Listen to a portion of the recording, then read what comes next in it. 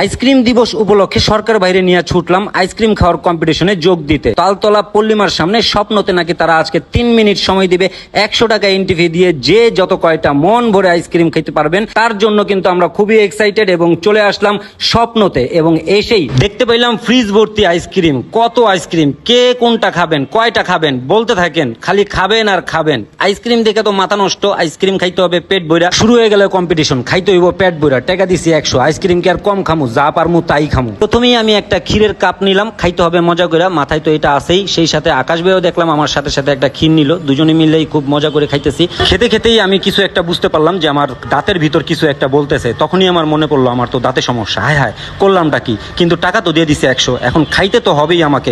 যাই হোক, অনেক কষ্ট মষ্ট করে শেষ করার চেষ্টা করতেছি, কিন্তু ক্ষীর তো আর শেষ হয় না।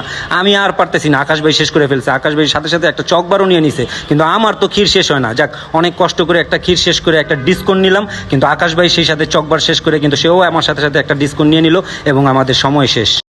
লুজার একটা কাপ খেয়েছি আর একটা ডিসকাউন্ট নিয়েছি, দুইটাতেই অলরেডি আমার 3 মিনিট শেষ। এটা খাইতে আরো 3 মিনিট সময় লাগবে। অলরেডি দুইটা আকাশ ভাই খাইছে হলো একটা ক্ষীর, একটা চকবার আর একটা হলো ডিসকাউন্ট। আর আমি একটা ক্ষীর খাইতে পারছি আর শেষে একটা ডিসকাউন্ট নিয়েছি। মোটামুটি আমরা দুইজনে 5টা আইসক্রিম খাইলাম।